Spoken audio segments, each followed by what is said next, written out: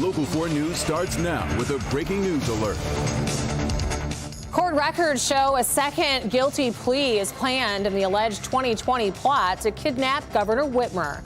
And that does top our news this noon. Thank you for joining us. Caleb Franks is expected to plead guilty to kidnapping conspiracy charges. He will join Ty Garbin, who reached a plea and helped investigators with the case. Garbin is serving just over 6 years in prison. Let's get to Sean Lay. He joins us now live this noon with more of the details in all of this. Good afternoon. Good afternoon, Rhonda. Great to see you. Let's explain to everyone who Caleb Franks is and why this is a huge development in the kidnapping plot against Governor Whitmer. In fact, when that plot was unveiled and released by the FBI in fall of 2020, Caleb Franks' home is the first home we went to because he lives in Waterford with his family, and the FBI raided his home. He's been in custody ever since facing those felony charges. Now, Caleb Franks from Waterford, only 26. He is one of the men charged by federal prosecutors in the Whitmer plot case. Court documents we obtained today read that Franks is now pleading guilty. This is a plea bargain agreement, and Franks says he's guilty of conspiracy to kidnap Governor Gretchen Whitmer during the early days of COVID. Multiple men he was friends with and met online say they were outraged by state COVID lockdowns. That was the motive behind all of this. Franks now says they did indeed train, and this plot was very real.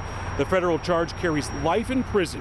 The key here is Franks is now agreeing to cooperate in the Fed's case against the other men charged with Franks, who go on trial in just a few weeks, including testifying against the same men he trained with. In return, the feds will not bring additional charges, and Franks will ask and they will ask the judge to give Franks an actual lighter sentence in this. Again, the other men he says he trained with, go on trial next week. So this has a huge impact on their case going forward. We've contacted Caleb Franks' attorney, Scott Graham. We'll let you know what he says to us. Later editions of Local 4 coming up at 4 and 5 today. Rhonda. All right, Sean, thank you.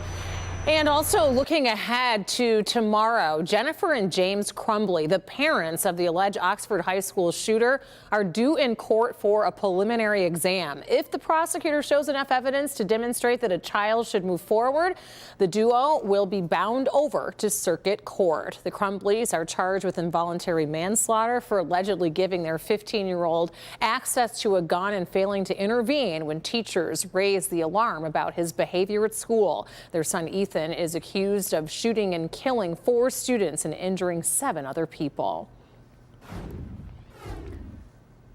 Turning our attention now outside as we take a live look down Woodward Avenue. It's been cold all morning long. Let's get an update from Brandon on what to expect for the rest of the day. Well, how about those clouds? The clouds certainly don't help, Rhonda, and will likely be producing a little bit of precip for us on this Monday, but temperatures are 3 to 5 degrees warmer than they were yesterday at this time. You can see upper 20s to lower 30s, those lower 30s especially on the east side, 28 Pontiac, 26 Mount Clemens, 29 right now Ann Arbor, and 30 at Metro. We do have a southwest wind that is 5 to 15 and keeping wind chills upper teens to low 20s. So that's what you want to dress for. Plan for a little bit of wet weather in the form of some scattered snow showers as we hit right around 30 degrees before a cold front comes in. The cold front will spark the snow showers, and that cold front will drop our temperatures through the middle or late afternoon. You can see just a few snow showers getting going up north and out west. Again, our chances do increase a little bit, even into the evening, Rhonda. That could impact the evening drive a little bit, only looking at a dusting of snow and a couple of snowy chances in the 7 days still ahead.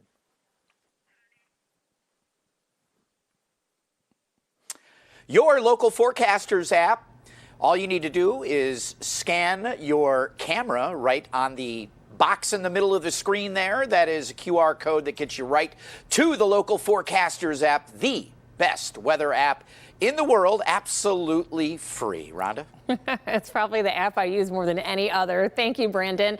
White House officials are warning a Russian invasion of Ukraine could happen at any time, and a new government assessment finds the deaths would be staggering. Bree Jackson has the very latest from Washington, where President Biden is scheduled to meet Germany's leader at the White House today.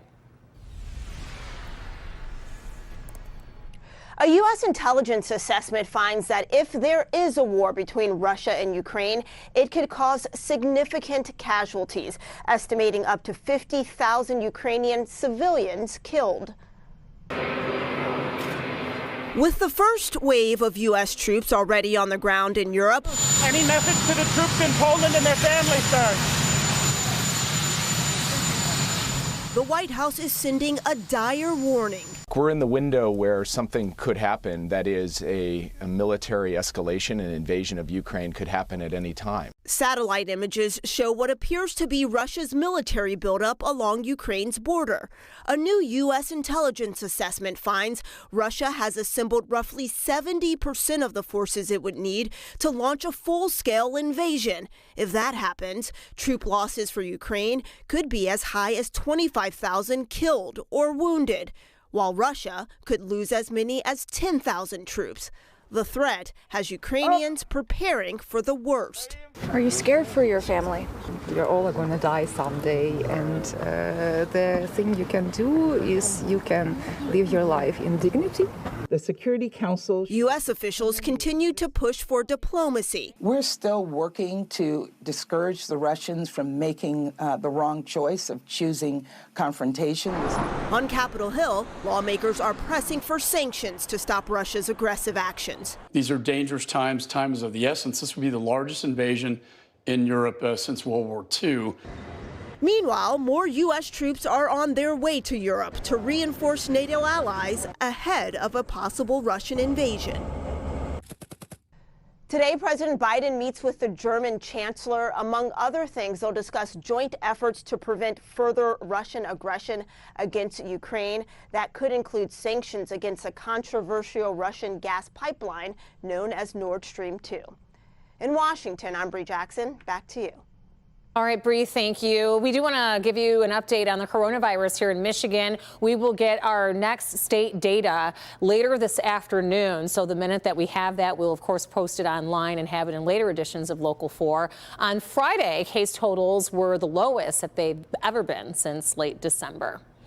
Michigan gas prices set a 2022 high. Prices jumped up 15 cents compared to last week. That's something you'll notice. So Michigan drivers are now paying an average of $3.37 per gallon for regular unleaded. This price is 87 cents more than this time last year.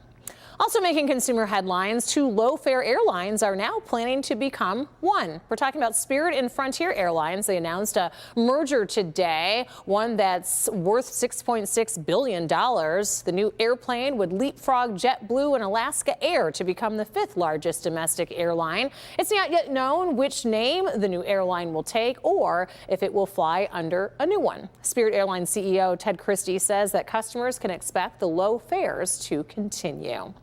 Governor Whitmer plans to propose spending $2.3 billion over the next 4 years to recruit and retain teachers and also other staff members. The plan was provided to the Associated Press and is part of the budget that the governor will share with lawmakers. Starting in the fall, all full-time returning K through 12 public employees would get $2,000, with part-timers receiving less based on hours worked. They would get an additional $2,000 in 2023. Teachers and other certified staff like counselors would qualify for $3,000 in 2024 and a bonus of $4,000 in 2025. Still to come, a busy day expected for Team USA in China. What to watch for after the break.